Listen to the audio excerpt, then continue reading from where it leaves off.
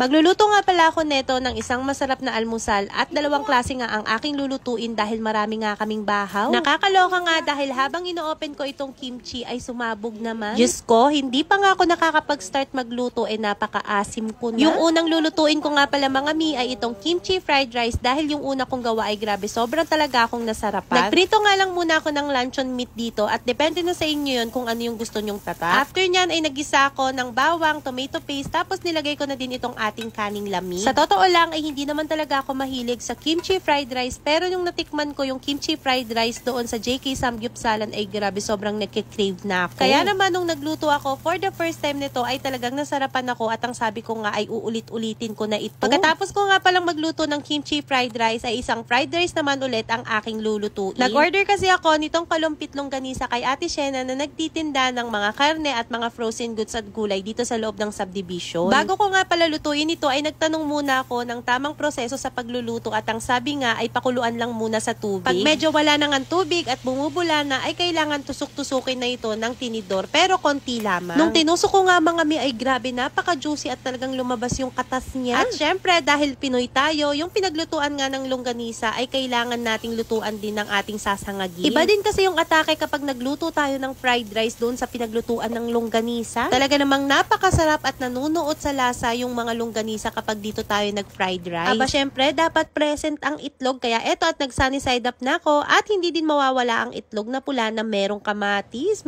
Sarap! Pag ganito talaga ang mga ulam mga mi, talagang napapadami talaga ang aking kain. Ewan ko ba kung bakit napakasarap nitong itlog na pula na may kamatis at talaga namang naglalaway ako. Dahil tapos na nga akong magluto ito at nag-plating na ako at ang inuna ko nga ay itong ating kimchi fried rice. Papaan yung hasayo ka nga sa sarap nito at napaka-basic lang lutuin. Saktong-sakto lang naman ang lasa at hindi naman siya super asim. At para naman kay Daddy Ton, ito talaga yung nirequest niya, yung longganisa na may fried rice. Feeling Korean nga ako habang itong asawa ko naman ay Pinoy na Pinoy talaga ang breakfast. Sa totoo lang ay napakasarap pala nitong kalumpit longganisa dahil hindi siya maasim. Itong niluto nga pala namin ay garlic flavor siya, tapos meron ding spicy at spicy garlic. Siya mga mi, hindi ka magkikrave for today's video kaya magluto ka na din. At eto na nga pala mga mi yung isi-share ko na bag galing sa Siglo ka na lakas makayaman. Bukod nga sa pagpapariban ng buhok ay deserve din natin na magkaroon ng ganitong kasyalang bag. Last year pa man ay nag-order na talaga ako ng mga bags at wallet kay Siglo ka dahil iba talaga yung quality. Kaya talagang makipagsabayan ng mga quality sa mall at mas matibay pa nga ata ito. Itong una nga mga mi ay inspired sa isang signature bag at grabe, lakas talaga makayaman. Kahit siguro walang laman ng inyong bag ay bagay na bagay for OOTD. Personally mga mi, mahilig talaga ako sa mga sling bag kaya kung gusto kong bumili ng bag ay kay Siglo ka na talaga ako nag-a-add to cart. Itong pangalawa nga na napili ko ay bagay na bagay siya sa lahat kung naka-corporate ka man o kung mamamalengke ka lamang. At syempre mawawala ba ang binudol ko sa inyo mga mi, ang Mini Kelly inspired, grabe napakaganda nito. Kaya naman pala laging sold out dahil napakaganda at itong ang bag na ito na Mini Kelly ay isi-share natin sa lucky follower.